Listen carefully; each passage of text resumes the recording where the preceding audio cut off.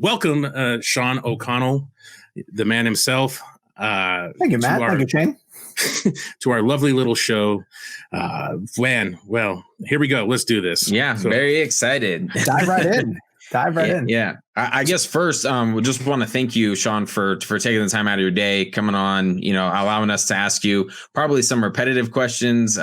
Maybe we'll try to actually get a little bit in depth here, but we really appreciate you taking the time out of your day to jump on our show. Dude, of course. I mean, the part of the reason why I'm even writing the book about the movement is just because everyone I've interacted with, over the course of the years from it has been so kind and generous, that whenever the movement gets a negative reaction to it, I don't necessarily, I mean, I guess I do understand, a few of the actions of the people who might be considered the bad apples, but I don't want it to ever tarnish the entire reputation of the movement because there's so much good stuff coming out of it. And so I'm always happy to talk to people from it. Sure. Yeah, that's definitely true. There's always a mix. There's a give or take. And usually it's always one little, it's that one little circle. It happens. Star Wars fans, Marvel fans, they all unfortunately got it. Oh, sure. Yeah. No group is immune to it. Yeah. So it's always that one little sector and stuff that's usually, as they say, the vocal minority is the loudest. Yeah. Sometimes. Well, and you know what, though? It comes from passion. Like, I get it. You're a passionate fan. And sometimes you can be a little bit too possessive of stuff. And I think maybe that's the reason for it. But I don't know. I can't speak for those. Well, some of the stuff to me is because, and we try not to fall into it, but, if you're a Snyder fan, over time, you've dealt with some issues here and there. He's definitely a polarizing director. Sure. So, yeah, when you're dealing with a polarizing director, there's always going to people have some ridiculous ideas about that said director and stuff like that. And people go way over the top and stuff like that. So it's kind of, and at the same time, if you really enjoy a movie like Man of Steel or Batman versus Superman, and you're told, oh no, that thing's crappy just because it got this percentage on a tomato score, then I could see people just being very defensive sometimes. And they just want to, they just don't want that negativity at all. So they'll sometimes lash back out a little bit. 28% for BVS. Can you imagine that? Yeah. Like, in what world does BVS have 28%? That was the crux of why we started this show. No kidding. What we were, he and I, Matt and I have been friends for a really long time, pretty much over half our lives at this point. And we would constantly go to the gym and couldn't remember, back when gyms were open, but we couldn't understand why that Batman versus Superman was, in one light and, held in to one degree, and then Captain America Civil War was on the other side, and we're like, man, they're almost like the same movie. And we'd show up and we talk, and we got frustrated, and we'd hear all these different podcasts and stuff like that. And there was one specific time that we show up and we're talking to each other, and Matt's like, man, I'm really thinking of starting a podcast. I'm like, that's funny you say that, because so am I. Like, this is just ridiculous. It was, I don't know what it was at the time, but in the low 20s for Batman versus Superman on Rotten Tomatoes, and we're like, this is ridiculous. I don't understand what people are watching and why the two, it was so polarizing at the time, and so that was basically why we decided to start this whole show. Very cool. Yeah, it's kind of an odd thing, because it's not that we disliked Captain America Civil War at all. It wasn't like one's better than the other. It was just we couldn't see why there was such a definitive difference between the two. Sure. Like, obviously, they're kind of set up in the same familiarity for the most part. And I remember I did a whole list a long time ago about some of the odd things that they're very similar about. And it's just, I don't know, that was just really mind boggling to me to see people, even some say that the airport scene was the greatest action scene of all time. Mm-hmm. And like any movie in general. And we're like, like sitting there thinking like, okay. So, and also that's sometimes where people get that fed by like the media's bias and stuff like that, and the Marvel bias. And I don't know, it was just a really odd experience to like look at them like, we like both. Why is there such a difference between either one? There's certainly an element in that airport scene of seeing all those characters together for the first time. Right. No, I'm not saying it wasn't good. Yeah. It's fun. It's cool for the most part. Spider-Man's entrance is pretty sweet as well. Sure. But at the same time, it's like, well, Wonder Woman's entrance was fucking excellent. Mm-hmm. and there's obviously some different narrative speak between the movies, but at the same time, it's like, wow, this one was just so high and this other one is just considered so low.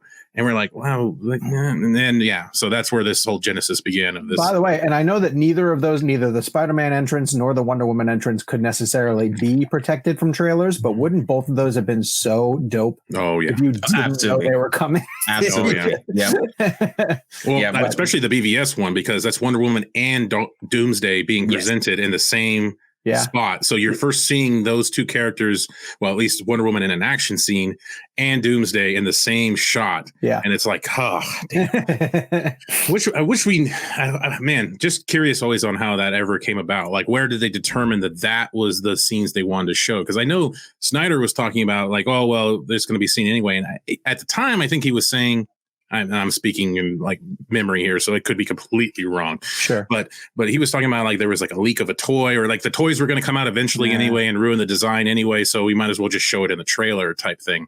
I don't know if you can protect stuff like that anymore. Yeah. There's so many leaks that come out of different places. When we were listening to him do the commentary, most recently on Vero, and he talks about how everybody at the Superman funeral at the Kent farm is friends and family, essentially, because they were so worried about even just that much getting out. You know, they can't even shoot with background actors because they are trying to protect all that stuff. So if you have Gal Gadot, you know, in costume and filming Wonder Woman scenes, it would be so hard to keep that under wraps.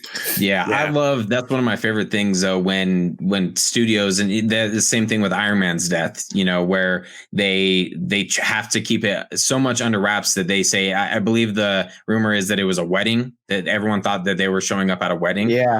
So I love that kind of stuff. And Matt and I we're big wrestling fans, and when you can keep something secret away from fans, especially in today's day and age with social media and everything, and you know, leaked set photos and whatnot, I can appreciate that. And it's a shame that it's Doomsday got ruined and Wonder Woman at the same time. But I'd argue that as long as they still work like in the movie, you know, it's okay if you kind of know stuff is coming, because the best type of movies almost make you forget that stuff is coming. You get so lost in the story that you're not sitting there thinking. That's how I kind of judge a movie that's not working, is when I'm sitting around thinking, all right, well, I haven't seen at least these two sequences from the trailer, so I know we have X amount of time left. And once that happens, you're out of the story and it's somewhat ruined for you. Like Justice League. When you looked at all those trailers and you're sitting there. Now, you guys probably scrutinized that footage far more than I did at the point of that movie coming out. So I can't imagine, you know, the first time sitting through it and thinking, like, when did you know that it was, I'm sure it was instantly with the Cavill footage. Yep. Yeah. Oh, Shane's reaction was hilarious in the beginning because I leaned over to him right after the cell phone footage happened. I'm like, did you hear what those kids said? That is just weirdest thing I've ever heard. He's like, I didn't hear a damn word they said. I couldn't stop staring at his face. That was what he said to me. And I'm like, that's a very good point. I couldn't stop. The dialogue they give to the kids is the stupidest dialogue I've heard in a film. It's just so, it makes no sense. None of it makes any sense. Well, it sounds laugh lines. It sounds like it's going to set something up, sort of like, oh, you know, they're going to tie it together at the end of the movie or whatever. Yeah. And no, it's just random dialoge. Yeah. Very odd. You want him to fight a rhino? Is that what you were hoping that he would do? That's Spider-Man, man. We're not going to have that. That's true. That's true. Yeah, it was. I remember walking out, and for some reason, the thing that sticks to me the most was walking out and thinking, like, man, that's really weird. That was a really weird movie. And I was thinking, like, how does Snyder not have the black suit in this? Because I'm pretty sure he's such a dedicated comic guy. How would he not have the black suit in the resurrection scene at all? That was one of the sticking points for me, was just like, man, I would swear he would have the black suit. That's really odd. And there was a bunch of other things as well. We were thinking like, wow, they really did de-Snyder that was quite de-Snyder. But at the same time, we fell not under the peer pressure, but we have a friend named Nick who is a very big Marvel fan, and he's been on our show a couple times. He gave BVS a 1 out of 5 because he didn't the extended cut. The extended cut. Really? Yeah, he gave it a 1 out of 5, and he said he will never watch it again. It's a waste of 3 hours. Yeah. So we had him on here. We kind of try to have that opposite. You know, he prefers the Marvel movies a lot more. So we try to have that dynamic. You can like both. That's I know. You're allowed to. And And so our next time we were going to go see it, we had our friend Nick coming with us. So we're at the same time trying to defend DC. We're like, we're going to defend it. This is not that bad of a movie. And we're watching it again. And at this point now, I already know some things are coming. So I'm actually I'm personally laughing at how stupid some things are. And he starts laughing.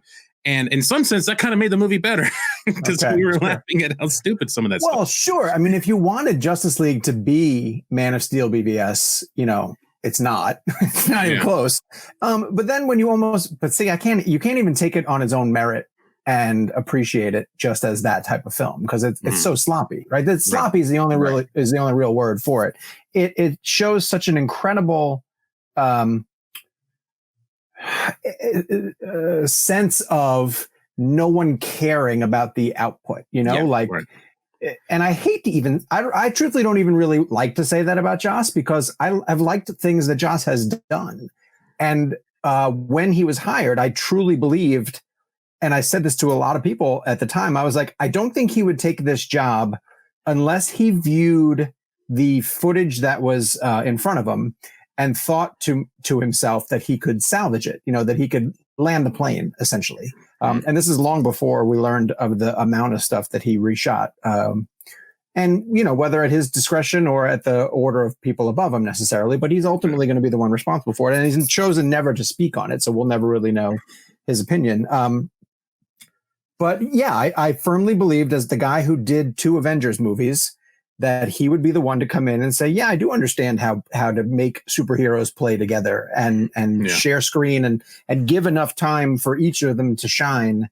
And it just turned out that was not going to be the case, or nor was it anyone's intention based on what we saw. I remember we were going back and forth, and I've actually, not that I don't know, I kind of respect Joss Whedon a little bit that he has not said anything because it's easy for him. I think it would be easy for him anyway to completely try to some of this stuff was just unsalvageable. I couldn't do it, blah, blah, blah. And he has been pretty quiet, being the fact that he's a pretty vocal dude on almost anything else. So I've always kind of took that as maybe he kind of knew, deep down, he just knew that this was not going to work either because of what executives like Johns and Berg and all those other ones were saying, Sujihara, all those things were happening. I mean, I always wondered if he ever got screwed over by the 2-hour mandate. Like maybe he did have a more extended cut with Snyder's footage, something a little bit more cohesive. And then that mandate comes down and now he's got to chop his version up even more. And he just kind of well, screw it. This is never going to happen. And I mean, I never thought of it until I started writing the book, but the opening montage, the choice of the song, the lyrics to that song, and the homeless guy with the sign that says, I tried. To me, oh man, that is the most blatant cry for help from Joss Whedon. Of just, I'm never going to be able to speak about this, but this is what happened to me, kind of thing. I think that's his message to fans. Maybe someday he will speak. I don't know. We'll see. I mean, someone's book might be able to. Well, I'll tell you this much. I've reached out to Joss and not surprisingly have not heard anything. Okay. I didn't think that I was going to get him to be able to talk. And I'm leaning a lot on the credibility of Cinema Blend as well, too. We've worked with a lot of these filmmakers, both at Warner Brothers and Joss and his team. And I was banking on a lot of them to know that this isn't gotcha journalism type of thing. Like we're literally trying to get the story of how this all happened. There is a mix of people who literally can't talk. I found a lot of people who did VFX work on the theatrical cut who just literally have said they've signed NDAs and they're not able to speak. They've told me stuff off the record. I've tried to roll a lot of that into the overall story about how it gets told. But I think that's why I pivoted the book. It definitely touches on the history of the movie coming to theaters and Zach's history in the DCU prior to that. But a lot of that is stuff that everybody kind of knows. And I don't want to just regurgitate those facts to people who are already aware of that story. But I wanted to get beyond that and tell the story of the people who are launching podcasts like you two did, who are attending the charitable events that they do, who do show up online to push this hashtag on a daily basis and get to the heart of why they do that. What compels them to do that. And as I started to figure out or hear people's individual stories in the movement, they were truly heartfelt, compassionate stories that gave them reasons why, like Snyder's fan base, say what you will about his films and his art. The people who support him are ride or die, and there's a reason for the most part. It's the way that they connect to his material. It's the way that he treats his fan base. Like how many other directors have you seen during this time of quarantine sitting down and going through a 3-hour film to do a commentary? And he's doing it because he's savvy enough to understand that they're all circling the wagons for the BVS anniversary, or he's sharing something for Ray Fisher because we all determined that April 3rd is going to be a Cyborg Day because we were supposed to get a movie this day. Yeah. And he's plugged into that. And I'm telling you, as somebody who's covering this industry and has been for 20 years, there's a expected disconnect between artist and audience. And I understand it because the artist always wants to put forward what they are creating, and then it can get embraced or rejected, and they almost have to keep themselves distant from that, right? Because they don't want the audience reaction to necessarily affect what they wanted to make. Otherwise, they're just making something to please people instead of really truly putting their heart into it. But Zach has figured out a way to sort of circumvent that, I think. He still keeps a very open dialogue through Vero and communicates with the people who he considers to be these passionate fans. And the deeper I got into the stories of the people in the movement and all that the movement has accomplished, that's what really lit my fire. And I thought pushed this book unfinished, knock on wood, to another level, to a level that I think can speak to people who are inside or outside of the movement and who can appreciate Zack Snyder, or whether they think Zack Snyder's films work or not. I think you can read the human element of the release the Snyder Cut movement and connect with something. I hope, at the very least, I hope. Yeah, I think go ahead, Shane. The thing that I love the most about Snyder and that I can relate to is that he had this vision for these characters. He's very passionate about these characters, and he was going to deliver it despite what other people may think. He approached Man of Steel and Batman v Superman with the mindset of, I'm going to do it this way, as if nothing else had ever existed. And this is what I'm going to establish because this is what I would like to see. Sure. And I feel like, and right or wrong, to an extent, that could have been, obviously Warner Brothers needed something that was a little bit more mainstream. So maybe in one hand, that was the wrong approach. But in the other hand, as someone who is clearly a fan of these characters, he did a fantastic job saying, this is what I'm going to do because this is what I would want to see as a fan of these characters. And you can tell how much more care he put into them, aside from just being someone who's like, oh yeah, let me pick some of this information up, comic books or whatever, and see if I can deliver a comic book movie and call it good. And he seemed to have like a path that he wanted to follow. Absolutely. And I'll tell you what's been interesting too, thinking about it from a big picture and also being able to just sort of look back on it and think of it with the benefit of hindsight. In this time of isolation and quarantine, as everybody's trying to stay safe and isolate at home, I've been watching a lot more television than I ever did. Yeah. Same here. Well, mainly because for my job, I focused on films, and in the evenings, if I had time, I was going to a screening or I was catching up on something that I hadn't yet seen. So now I'm investing in all the longer form HBO, Netflix dramas that people have been telling me over the years you have to watch. And when you think about Zach's 5-film arc, and listen, I understand that films are far more expensive and the pay to play, is more intense than a TV show probably. But you're essentially, it'd be like judging a TV show, not even after like a season or two, but like the first 3 episodes of the season and determining like, oh, this doesn't work. It's a failure. You can't judge a long form show until you've seen exactly how it plays out. And so to pull the plug that soon, I get it. It's a business and I understand. And the executives at Warner Brothers absolutely panicked. Right. But years later, looking back on it, it's very easy to say, you just reacted too soon, and if you just gave him a shot to finish, if you just listen, with everything that happened with Autumn, we understand that there was a need to press pause, right? Yeah. But look at what we're looking at now in terms of a release date schedule. Like the coronavirus has decimated Hollywood's release schedule. So you can't tell me that they were that locked into their November 17th date that it couldn't be delayed to give him the time to grieve and come back. It's the current events of today are proving how, yes, it's difficult to move a release date, but it's very doable if you have support of the people above you.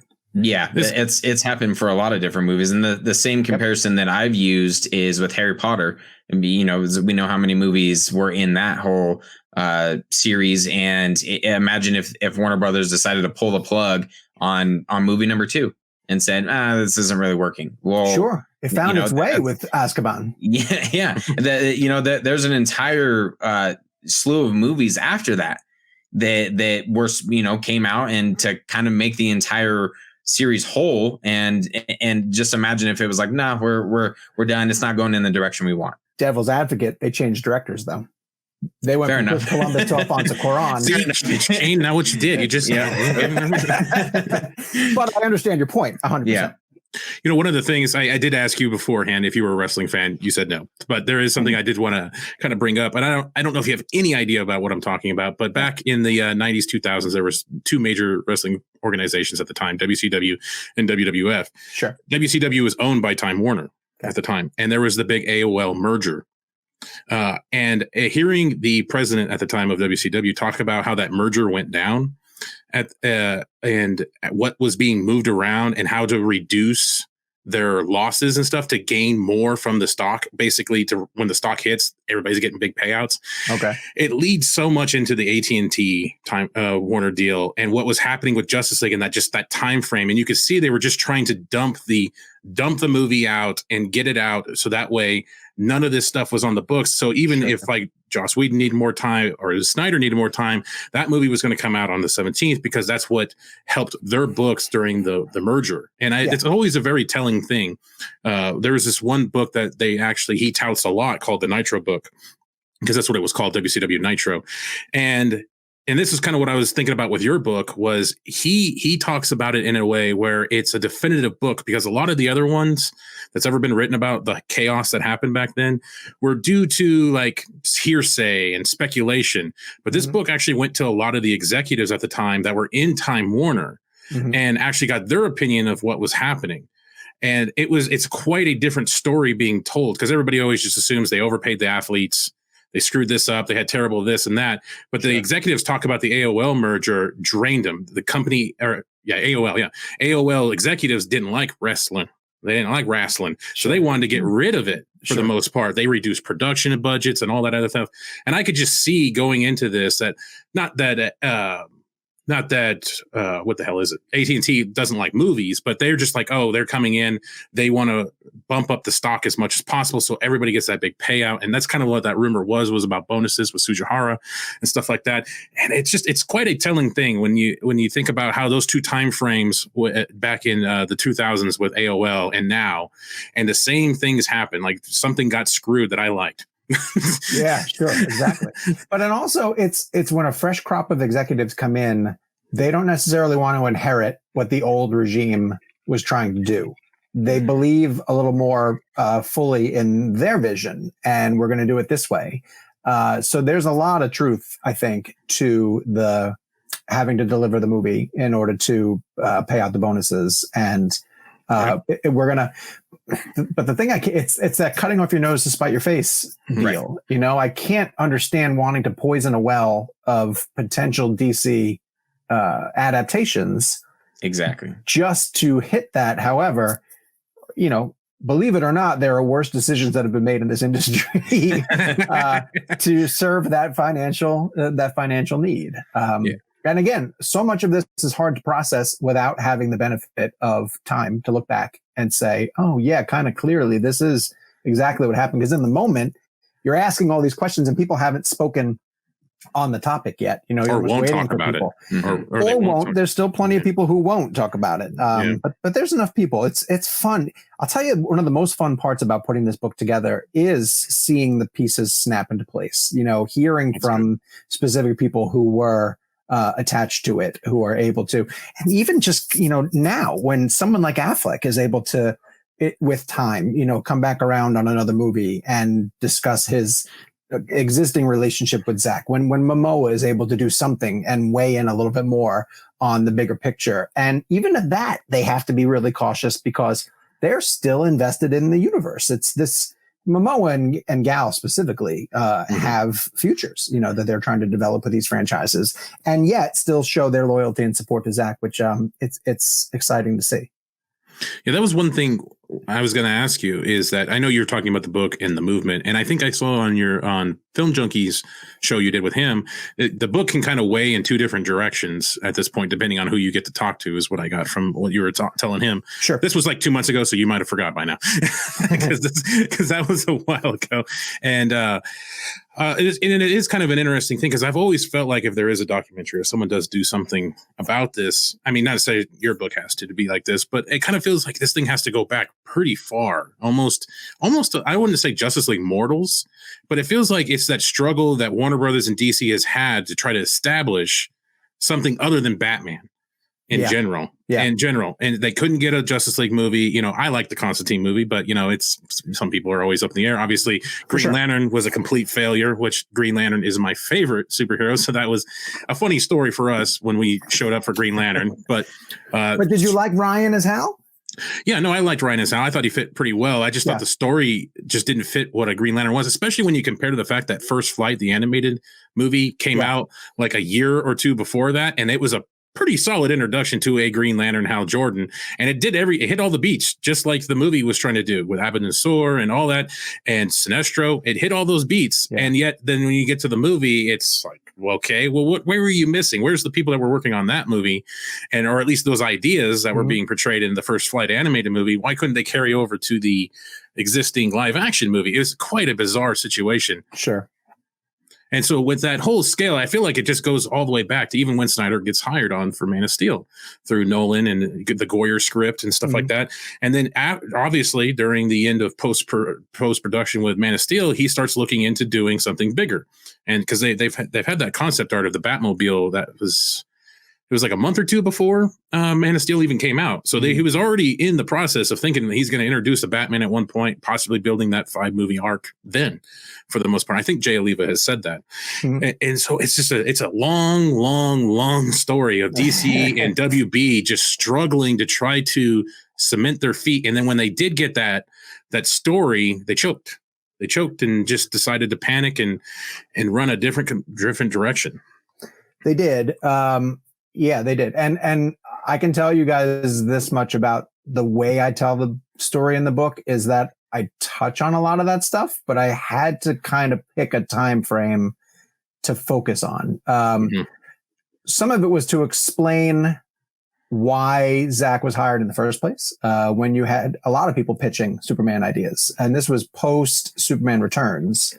And some of it was in reaction to that. You remember the uproar of just like, he never throws a punch in that movie. Yep. And there wasn't enough Superman action. And I think Zach was hired partially to address some of those concerns. But I do sort of go back through the history of just the idea of the superhero franchise, and that it's not as like everyone thinks we're in the golden age of it right now, and that everything has to be superhero movies. When you look back at it, Warner Brothers has done a pretty decent job between the Burton films, between the early Superman films, of getting those properties off the ground. But then you remember we went through a long stretch in the 80s, 90s, even the 2000s, where you got these random one-offs of, Catwoman with Halle Berry. They did the Daredevil Elektra 1-2 punch. Like people were still trying comic book movies. Yeah. It just, I more get into it when we start to get into the idea of a cinematic universe, because that felt more what DC and Zach were trying to do. Like superhero movies were always a thing. They were an existing thing that were making money for studios, but studios never had a goal of seeing characters cross franchises or building multiple movies that fed into, which is why I still to this day talk about the fact that it's a little bit insane to me. And I understand that DC now is trying hard to let their individual characters stand on their own. And that is probably a smart decision, where if you can do multiple Aquaman films with Jason Momoa, potentially pepper in a couple of the characters, but there's still plenty of characters that deserve their own films. We know Ezra Miller is going to be getting a Flash movie with Andy Muschietti. When I get a trailer, that's when I'll believe it. Yeah. Fair enough. There are a lot of false starts. But what I was going to say is I don't understand why they don't have at least a Justice League movie to be working toward. Like, okay, so fine, your idea of a Justice League movie didn't work, but don't wipe the slate clean of the potential of doing a Justice League movie in general. Like, you can still get to that point. So but then the minute you introduce this new Batman in Pattinson in a timeline that I'm going to assume is not connected to whatever's happening in the other DCU movies, it makes it complicated, I would assume.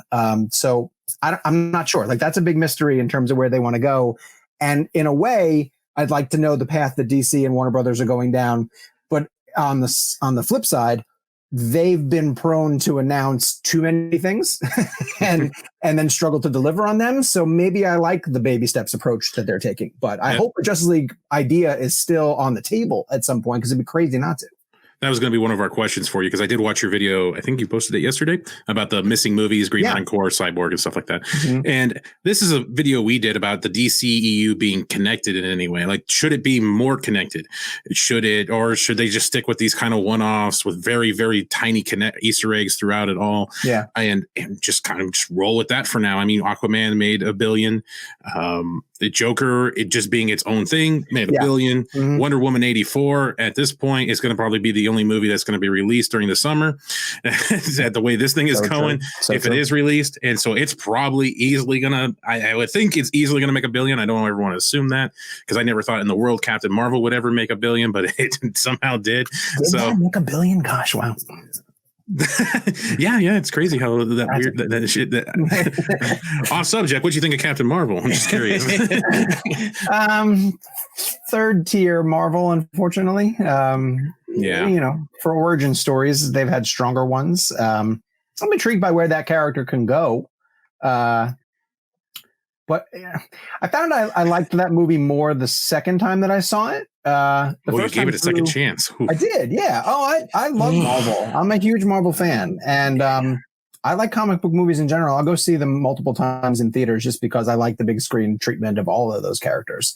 But I thought she was handled better by the Russos in Endgame than she was in the movie, which is unusual. So we did an interview with a friend of ours, or that's in our it's in Shane's family for the most part. She's a huge Captain Marvel comic book fan, and we did an interview with her, but even she didn't like the movie. And she even told us recently that she tried getting 15 minutes into it and couldn't do it. And so she's a comic book fan, and she couldn't even get through it. The fact that they're on Disney Plus, I plow through them on the regular for the most part. Yeah, so I don't mind doing it. It feels like a TV movie. It definitely has a limited budget feel to it. Yes, that's a great point. I actually, so it's funny you mentioned, Matt said, oh, you gave it a second chance, because I actually recently just rewatched it. What I was kind of in my mind was to go back and rewatch a bunch of just different origin movies. So I rewatched Iron Man, rewatched the first Thor, Incredible Hulk, unfortunately, isn't on Disney Plus, but yeah, right. And then I was like, you know what? I'm gonna visit Captain Marvel again, and it definitely feels like there were some moments where, and maybe it was my mood that I just didn't care. Where I'm like, okay, it's a little bit more enjoyable than the first time around, but it definitely felt like not quite a theatrical type spectacle, but like a solid TV, like, okay, this is cool. Maybe if it was an hour and a half long special or something like that. So you hit the nail on the head. Terrific finale to Agents of S.H.I.E.L.D. Like, if that were the finale of Agents of S.H.I.E.L.D., exactly. Nailed it. You guys nailed it. Yeah. That would have been that would definitely have been probably a top notch. See, that's the kind of questions you'll get here, man. No one else asked you that, I'm sure. How you felt about Captain Marvel. I feel like we touched on a lot of original material here, so this is good. We try to do at least things a little different. So I tried watching some of your stuff and the interviews you did to try not to replicate those questions at all. Listen, I just don't want to repeat myself for the fact of anyone listening. Oh yeah, that's pretty much. I don't think our audience is relatively small, so. But back on track. So we'll head back to the other thing. The thing with the DCEU is just, to me, it's just, I don't know. We wanted more connectivity, and it doesn't have to be like, you don't have to put your feet in the sand and be like, well, I don't want it like Marvel and stuff like that. But I mean, there should be some extent at this point where we could, make these movies to mean something a little bit more in the grander scheme. Like I was talking about with Birds of Prey at the time, that they had a chance to make that a lot more connective and make it mean a little bit more. And I know Margot Robbie didn't really care that much about Jared Leto personally on set, and that was apparently an issue. But I still felt that if you take Black Mask out, you introduce the Joker, that movie makes way more sense and has more stakes. And you put it in the time frame between Suicide Squad and Justice League, because as we saw in those trailers with Justice League, I don't think it was ever said in the movie, but there was apparently a big crime spree going on because of the death of Superman. So you kind of give this notion that like Joker's taken over Gotham, and you make it bigger. You tie it into those movies, and you make the Joker and Harley Quinn and her emancipation makes much more sense if Joker is the villain. So it just to me it just made a lot more sense that way. But they decided to go with Black Mask, some just random character, and the way they just all of a sudden eliminated that random character at the end, spoiler for anybody. It's just like, wow, you get rid of Victor Zsasz and Black Mask in the same movie, just like that. Just like two big kind of DC villains, especially Batman ones, and you just kind of like, poof, they're gone. And you introduce a team that realistically, do we think we're ever going to see on screen again? You know, you formed a Birds of Prey by the end of the movie, and I'm just not quite sure. Financially, I don't think it got there, but even creatively, I'm not quite sure that the demand is there for a continuation of this story. I think people will be happy to follow Margot where she goes. So it's a catch-22. Like, I think I'm excited by the idea that a filmmaker can come into the DCEU and pitch something that doesn't have to necessarily be connected to the bigger picture, and they might get an opportunity to, like Todd Phillips doing a Joker. Yeah, I was about to say, just like Todd Phillips. Yeah. James Gunn, coming in and saying, okay, I have an idea for a Suicide Squad movie, but it's a standalone adventure. And if you like the character and if you want to see, but then the problem on the flip side of that is we've grown accustomed to seeing these movies interlock, and it's exciting when they interlock. It's exciting on both sides, on DC and Marvel, when you reach a point where these characters can come together. And if you particularly do really like someone's interpretation, we'll bring it back around to Ray Fisher as Cyborg. If you really like what he was going to do as Cyborg, without another movie to build towards, you just don't get the opportunity to see it. Now, I kind of said it to someone, I think I might have said it in the video that I did for Cinema Blend, that it'd be fun to have him show up in the Flash movie because they had good chemistry, and those two characters do play off of each other. So hopefully but I don't want them again to sort of fit them in just because they feel that they have to have this interconnected fabric. So I don't know it's weird. I don't know which one I want to see DC do. I don't know if I want to see them explore these separate properties and not force them together, but because I do at the same time like when they cross over. But I'm thrilled for a Matt Reeves Batman, movie where he's able to tell his own story and he's free from the continuity issues. I love that Patty Jenkins can do a Wonder Woman movie in different time frames because she doesn't have to catch her up to the modern day. I think there's a lot that you can explore with the Aquaman family, with that whole landscape where it never has to cross over. But I hate the idea that an executive of above is saying it can never cross over because they're just against the idea of a shared universe. I guess it's kind of the tough thing, because the idea that you're going to have a shared universe, you need to have somebody in some sense like Kevin Feige. You need to have that established tone. And and unfortunately, we're 50-50 on the Marvel movies for the most part. I think we like some, we can go without a lot of some of them as well. It's up in the air for us. But at the same time, we understand that those movies have been made and formatted in a way that they kind of all fall together, but they are still kind of solo for the most part. Like the Ant-Man movies, like those really don't connect. Black Panther. Black Panther. It doesn't really connect to much at all. And so you can kind of do it, but I feel like you said, it does take some of that creative away from the directors when you have to establish at least something.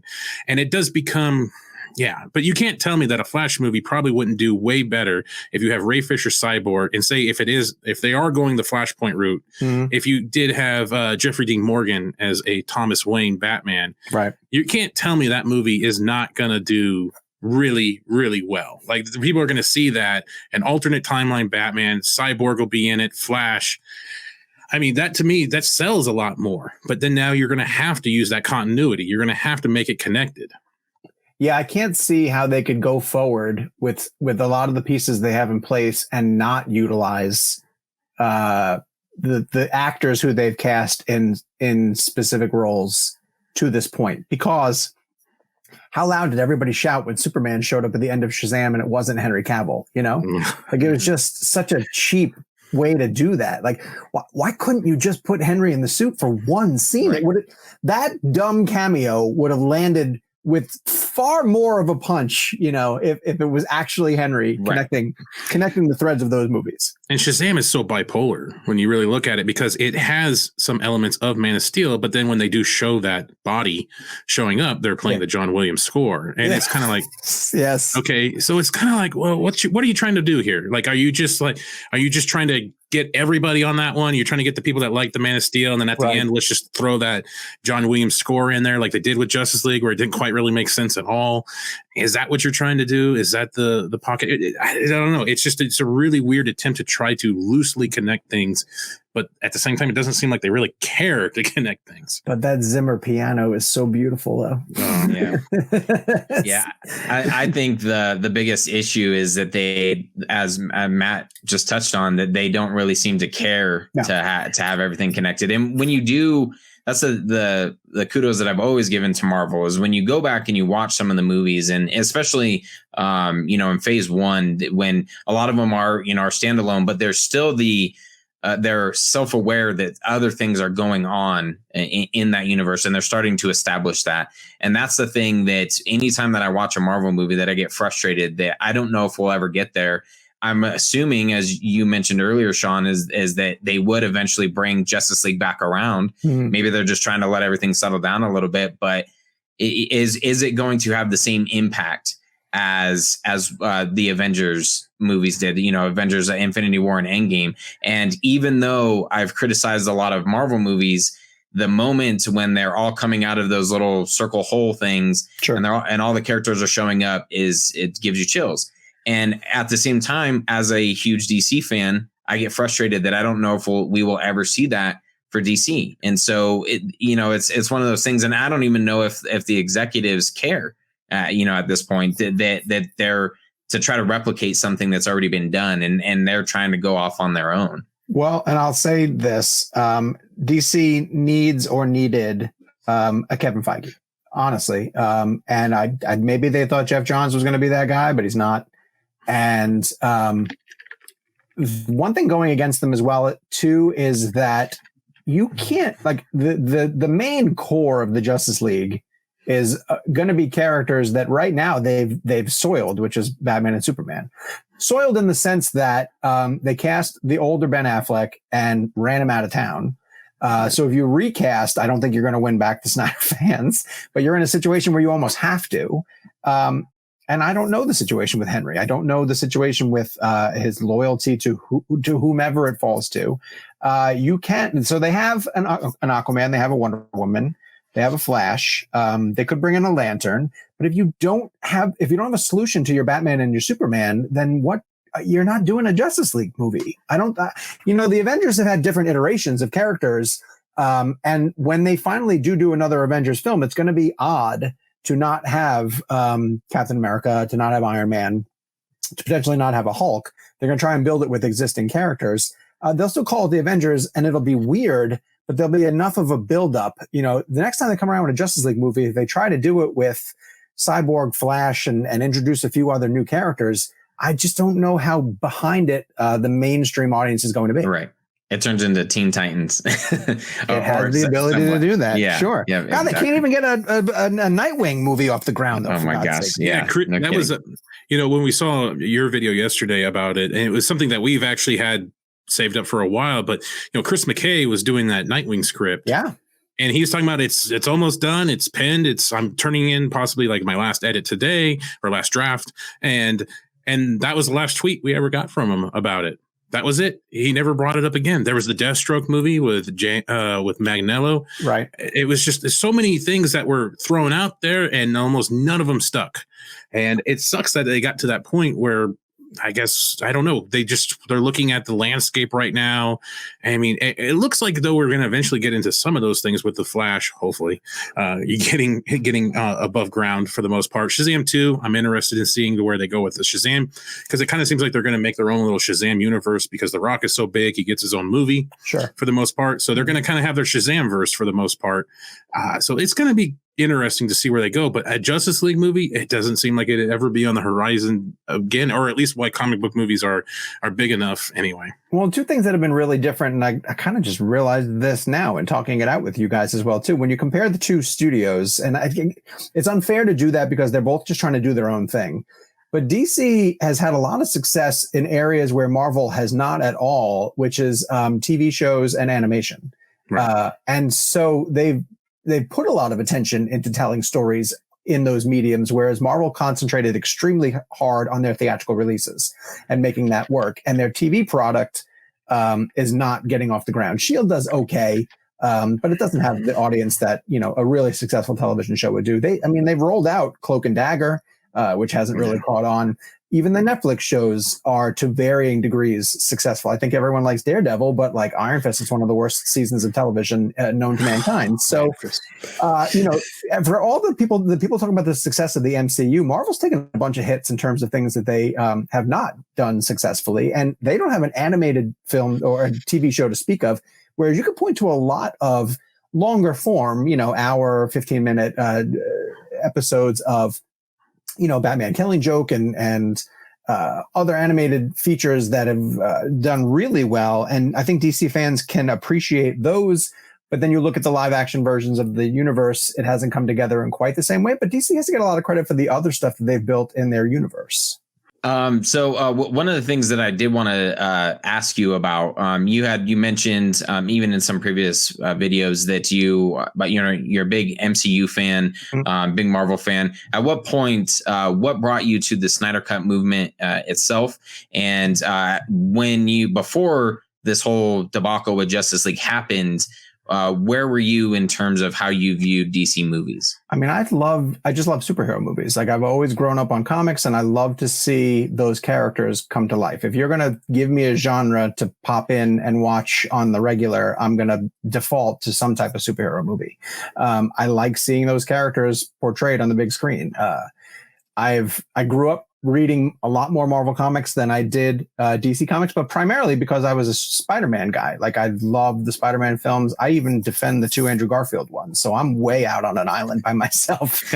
Shane's with you. Yeah, I am indeed. I like the Mark Webb movies. I think he was working towards something bigger, but I do understand they're kind of a mess also. I love the second one. It's so terrible. It's awesome. I love that one. It's borderline fascinating. So I thought that Zach was a inspired hire to tell a different Superman movie. I was really disappointed in Superman Returns. I didn't think Bryan Singer. I think he just wanted to remake Donner's film so badly and never really come up with an idea of his own. It was weirdly campy. It was like it leaned too heavily into camp. But I'll admit it took me a long time to come to terms with what Zach was doing with his movies. That I don't think that they're the types of movies that you can. I'm sure there are plenty of people who got into what he was trying to do right away, but it was such a departure for me. It's really a bold swing in terms of what you're trying to tell with the look that we get of Krypton and the paranoia and the fear that's prevalent to an alien coming to our world. Like, he leans fully into the idea that we are just not going to, as a society, trust Superman. Right. And that is a prevalent thing. Like, even going back and revisiting BVS Ultimate Edition, Lex is capitalizing on the fact that society as a whole doesn't know how to treat, and in reading a lot of stories that people are sending me about why they connect with Man of Steel and why they connect with Snyder's take on Superman is because of how much he treats him as an immigrant and how difficult his journey is to be accepted here because he's different, and that was not the way that I pictured Superman. And so I had to be taught, essentially. I had to learn to view him that way and to really sympathize with that viewpoint. So it did take me a little while because I grew up on comic book movies being more rah, straightforward, good guy, bad guy, white hat, black hat kind of thing. And Zach's movies, the 2 movies that he was able to do with, just bathe in the gray areas, of each decision that you make is not clear cut, right or wrong. And it's going to have ramifications. And so scenes to me that struck me as complicated and unusual, I kind of not rejected them, but I was just like, this isn't what I'm looking for in my superhero movies. Whereas there's a whole subset of people who couldn't wait for a superhero movie to finally bite off all of this material and chew it over. So it took me a while to come to terms with what he was trying to do. And I'm trying to think of why. It's not that I thought that the MCU was doing it better in some way, shape, or form. As someone who covers the film industry, I view things through a different prism. So I always kind of saw Warner Brothers and Marvel, Warner Brothers and DC trying to catch up to what Marvel had established. At that time, at that time, you were, from a business perspective, you were viewing one studio, in my opinion, clearly looking across the street and saying, give me what they have, and Marvel at the time took their time to establish these characters and build towards an Avengers movie. And I saw the leap from Man of Steel to BVS as being too quick. Like they just wanted to get to a point where they had their characters sharing the screen together. That I was judging them from that point of view. Like, how quickly are you racing to build your on-screen universe versus just taking the movies for what they were themselves. And so it took, honestly, a year or two before I was able to just be away from the competition race between the two studios and look at the movies that Zach was making on their own and then saying, oh yeah, these really do fit together. And BVS really builds on what Man of Steel had established. And I still think, unfortunately, that Henry got shortchanged both times with BVS really and Justice League, because I'll never forget one of the big things that I did have a problem with BVS, the theatrical, was that it was kind of lacking Superman, and that was a complaint. That everybody had 40 lines, he only had 40 lines. Oh, is that true? Wow, that's funny. That's what the narrative was for the longest time, and I'm pretty sure people have confirmed that for the most part. But he had, in the theatrical cut, he had very limited exposure. Sure. And that was something that always did kind of stick with me with that theatrical cut. It was like, there's the plot holes, there's some plot holes, because I think we went and saw it 4 times in theaters, and I varied every time I went. Like, the first time I saw it, I loved it. Second time, I'm like, I started going backwards and forward and stuff like that. And then eventually I kind of landed like, I really do like it. And then when the Ultimate Edition came out, it answered a lot of questions. It gave Henry more time. Yeah. But then you look at Justice League and what happened to his face and everything else. It's like, same with Affleck too. Suicide Squad got messed with. I don't know how much of his role in Suicide Squad got messed with, but his connectivity to that movie with the Jared Leto Joker and everything got messed with. And then Justice League and Batman versus Superman. It's like your main two, as you were saying, Batman and Superman, your main guys, you kind of, messed with them. You fucked with them for the most part. And now one actor's gone. The other one's trying to get his role back or something. I don't know what the hell's going on with Henry. Sure. So for the most part, but it is a weird experience to see how they handle their two biggest characters. Really, the two biggest comic book characters in the world. Is like the Superman logo is one of the most recognized logos in the world. 100%. And yet your first showing in the first Justice League ever is his face. Also, mangled. I can't imagine I don't know of another franchise, maybe there's one I just can't think of, who would take the bold move of killing off your main character after the second movie. And after you're saying that he essentially didn't get as much screen time, watching the theatrical cut of BVS, when you are like, it's more of a Batman movie than it is a full on Superman movie, because he's doing so much investigating of who this alien is. And then to get to the death of Superman so quickly, I felt like it kind of rushed to that point. Now I get it, but now if Zach was thinking from a 5-film arc, of course. Exactly. There was other stuff he was trying to get to. And this brings us back around to trying to judge an entire season of television after 2 episodes. Well, even you can't do it. Like you said with the Jimmy Olsen death, is that this is a 5-movie arc, and this universe is escalating faster than most. Yeah. That's why you introduce Jimmy Olsen and bang, and he's done and stuff like that. That's how crazy this universe is. And so your main guy, your Superman, dies in the second movie because he was planning out a 5-movie arc. Yeah. Yeah. That's where, for me, I feel that hiding Doomsday would have been so much more impactful, because there's a lot of people, as soon as, and this wasn't the case for everybody, but as soon as Doomsday was in the trailer, I knew he was going to die.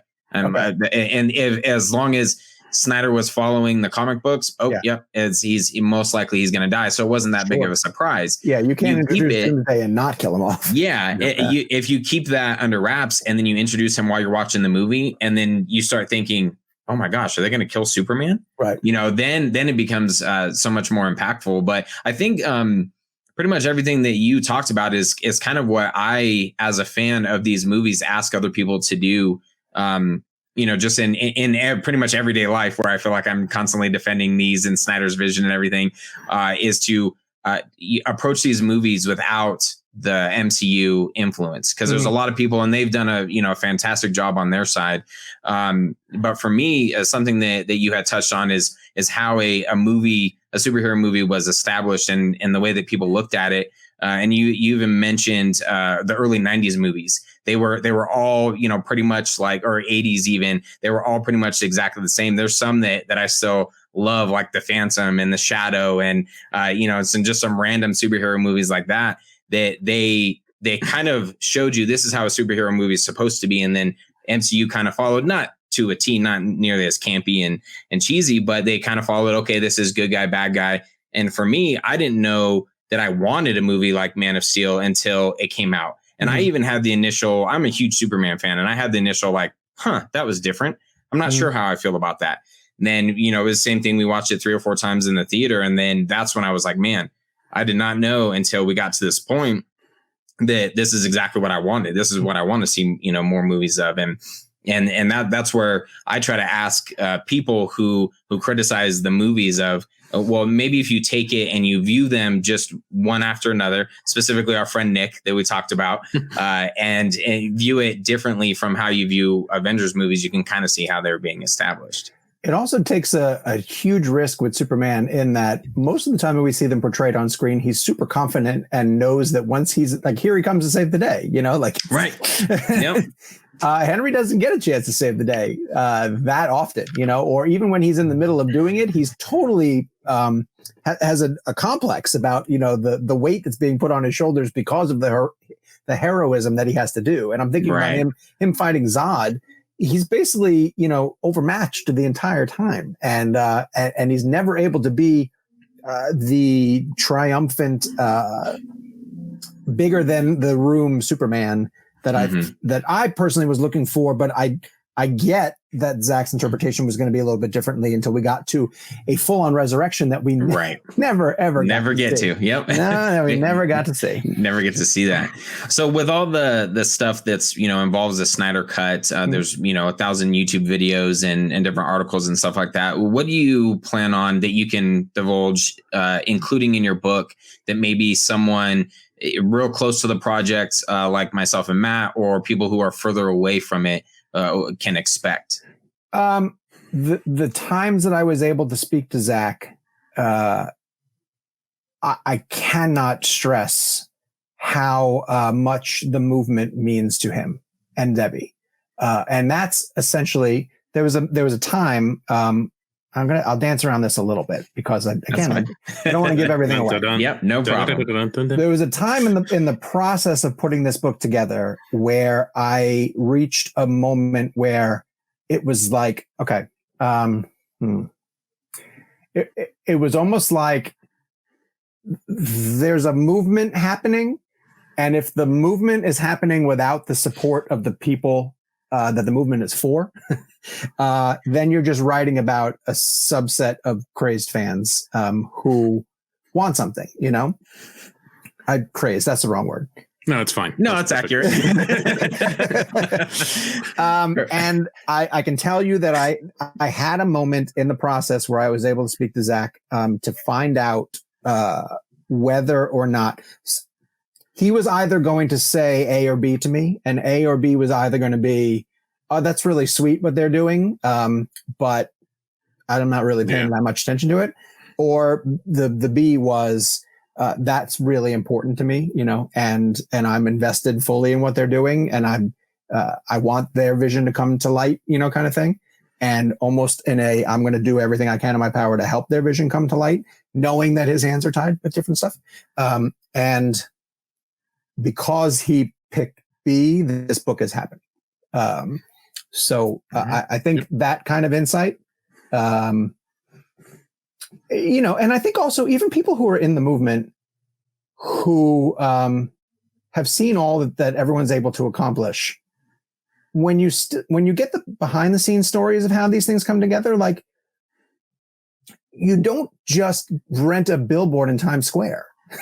Like you can see that happen. That's not on eBay. No, and if you just stop for a minute and you think, oh my God, those guys rented a billboard in Times Square, like the story behind that even gets to that, to the point of that. I think you could be in the movement and you can recognize that something like that happened, but to pull off the San Diego Comic-Con billboards, to pull off the November 17th, 2019 trending campaign, which culminates in Ben and Gal, weighing in. And then you hear from Ben that he gets a call from Zach to say, hey, this is happening. Help me out. It's the support of the Snyders for the movement that makes the book, I think, something special.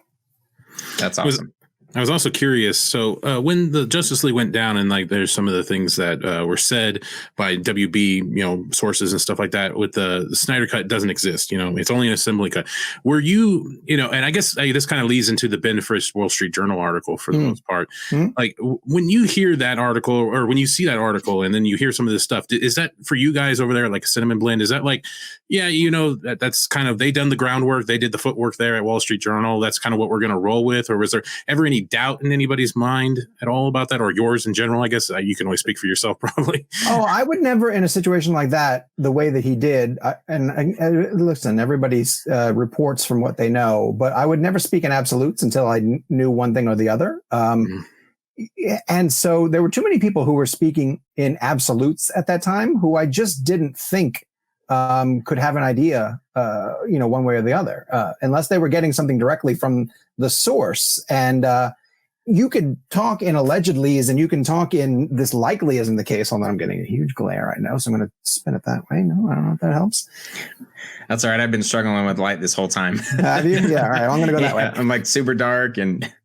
So no, I never credited any of those reports beyond until I was able to hear from sources who I trust to tell me one way or the other. But I would always keep in the back of my mind the fact that there was the possibility of anything happening, because I've seen crazier things happen in this industry. So the idea that Zach would have a cut of a movie that he largely filmed, no, why would that be so out of the ordinary? Because it was one of the things that really surprised me was that, a lot of people took that for the final word on the whole situation. But then not too long ago, Mark Hughes from Forbes had a thing where he said there was like a sustained campaign to convince everyone that the Snyder cut does not exist. Right. And like he got his information from somebody, and now he's pretty adamant that there was this campaign by WB, which, and you think about it, it's just a fascinating thing that they're willing to push so hard against something that this movie, and so it's either something against Snyder or the movie, or this the whole thing in general, ego, however you want to look at it. It's a crazy thing to think that they were just trying so hard to convince people that no, it doesn't exist. Don't look over here in the left hand, look at the right hand type thing.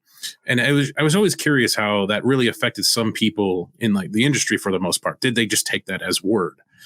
Yeah, well, I think.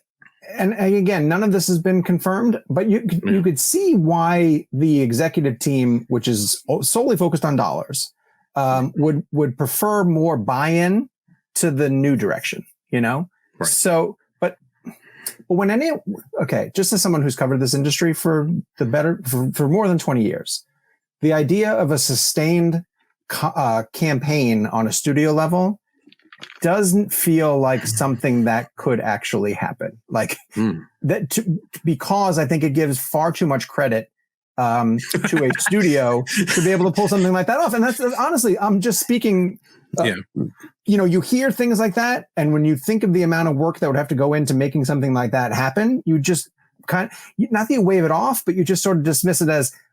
I don't think that you're giving that studio way too much credit to be able to pull off something like that, because that just seems too complicated and they have so much other stuff going on.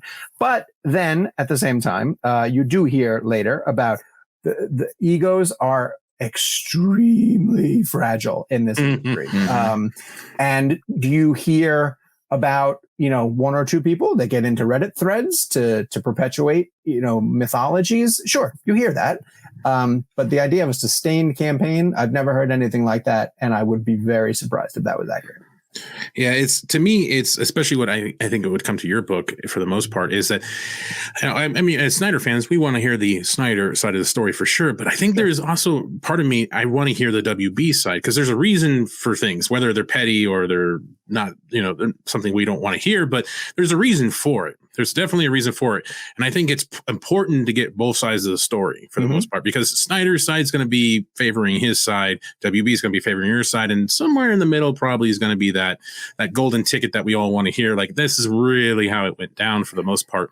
That's kind of the moments that I want to hear for it. And yeah, it's just going to take a lot of research, and hopefully you're able to pull it off, my friend. I'm trying my best, honestly. I'm trying to get as many people as I can on the record to speak to it. And luckily, there is a lot of that stuff out there just in the press. Beyond the spin that was put forward, distance has given enough people the ability to speak and give quotes to it. So I just don't think, maybe people have done this, but I'm trying to let the book for that side of it reflect, like you said, both sides. I really do I'm not trying to take a stance on either side. I'm not writing it to the purpose of defending one way or the other, or pass judgment on either side. It's almost trying to step back and take that larger big picture perspective with the benefit of time and almost consider both sides. But again, I can't emphasize this enough. While I do get into a lot of that stuff, the book has been about the people in the movement too. So I'm trying to emphasize that also. Yeah, because there's a lot of those documentaries, a lot of books out there. The Superman Lives, Death of What Happened by John Schnepp. Terrific. It's one of the most amazing things. And when you hear D.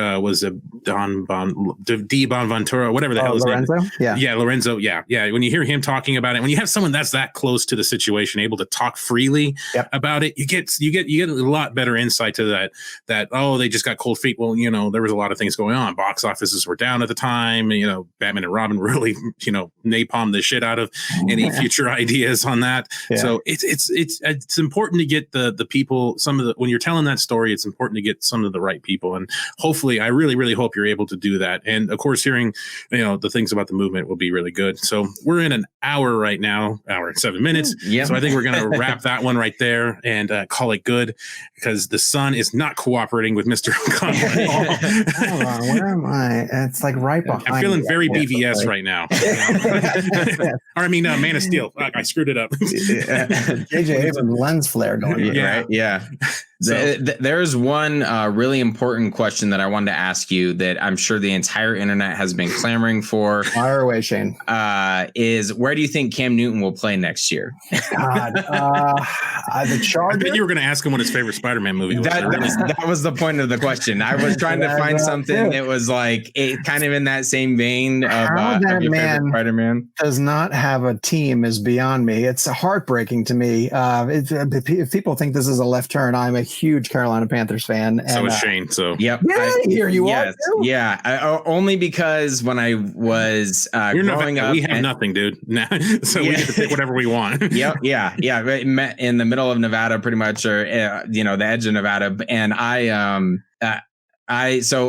growing up and like learning about football and everything, that's right when I was like, okay, Carolina's a brand new team, and I'm gonna pick them. So when I was doing some research and I found out that you liked all Carolina teams, I was like, oh my gosh, this is awesome. So and that's where, and I'm sure you've heard of the famous "Who's your favorite Spider-Man?" the question at SnyderCon to Zack Snyder.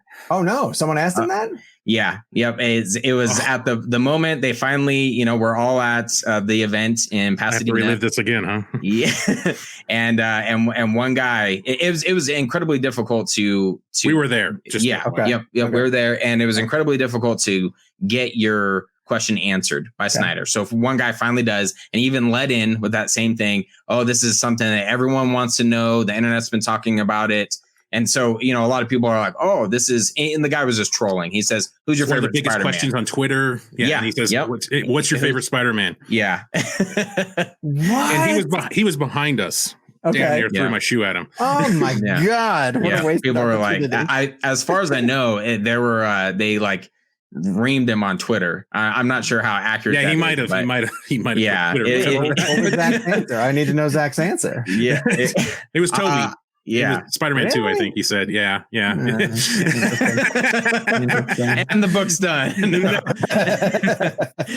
No, each to their own. Each to their own. We were there, and there was that BVS night was really awkward because people were asking the weirdest questions about the Wonder Woman theme, and that guy yelled it, and we were trying.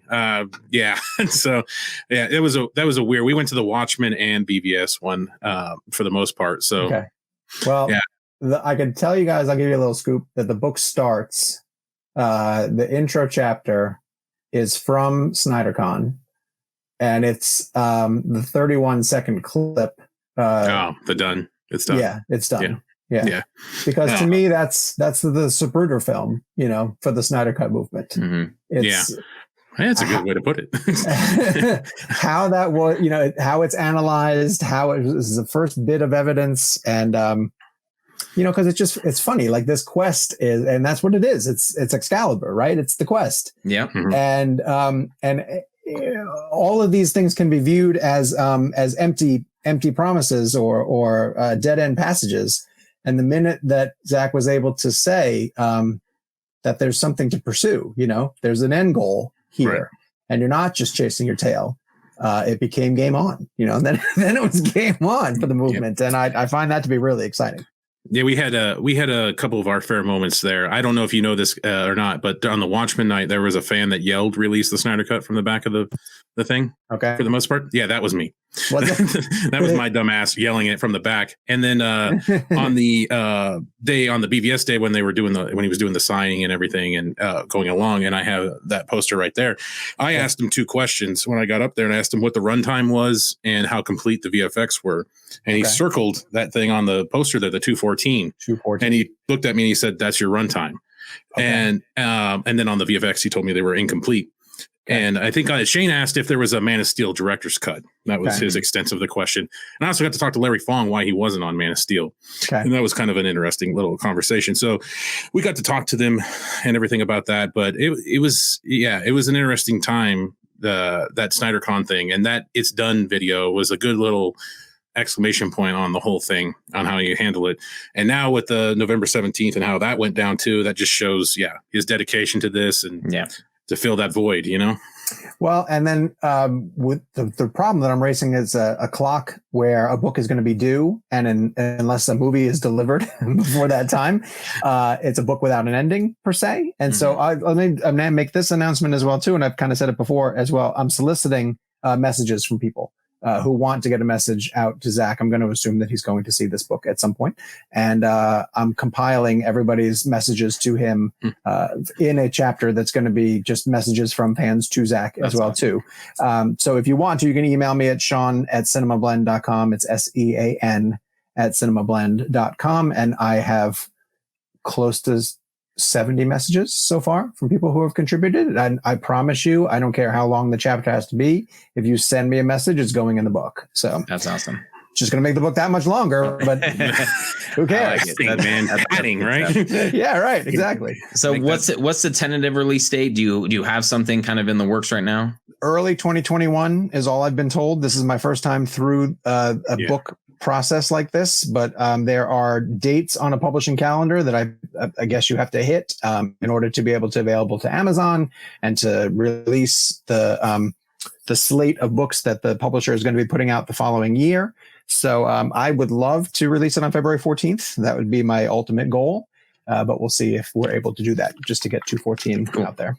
And I'm assuming most of the standard mediums in terms of like Amazon, it'll be distributed I'm saying yes to all of that because from what I've heard from my publisher, yes, that's the case. Awesome. But I'll fine tune all of that as we get going because everyone keeps telling me that Ray Porter needs to read the audiobook as well too. Yeah.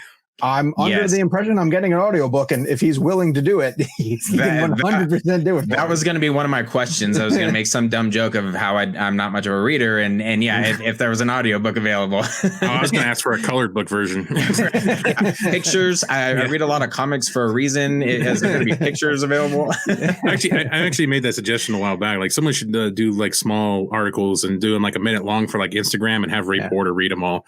Because yeah, that would be pretty sweet. That would be pretty funny. And one thing too, when people talk about who can talk for the book and who aren't able to talk for the book, I will say one thing that I've heard is that there might be some other people officially involved with the production who may be putting together their own story about what happened behind the scenes on that production. I can't confirm anything along those lines, but I have heard that, potentially one of the reasons why not everyone is able to talk is just because they're going to talk for something else. And that in a way makes sense. Like, for a documentary or something that would be produced by, I'm counting how many filmmakers that Zach just knows, that if they were going to put together something like that. So I think regardless, the story's coming out, but for now, everyone's focus is getting the movie out. And that's what we all want to see. Yeah. Yep. Awesome. Well, go ahead and plug away anything else you want to plug away, my friend. It just you can go to RTSC Book if you want to follow the Twitter feed for the. An hour ago we crossed 1,000 followers, which makes me extremely happy. That was just a little personal goal. Obviously, I do all my writing for Cinema Blend. I do a lot of stuff on Cinema Blend's YouTube page, so follow me there. And I'm on Sean_O'Connell for my own Twitter feed, but I kind of operate both. And the book is coming to a head, and it's going to be it'll be hopefully available early 2021. And hopefully you guys will have me back on to talk about the book when it's absolutely out. Yeah, definitely will. We're slow readers, so depending on when it comes out, it might be long after that. But yes, absolutely. Fair enough. All right, and I guess we'll just call it good there. So in case I don't see you, good afternoon, good evening, and good night.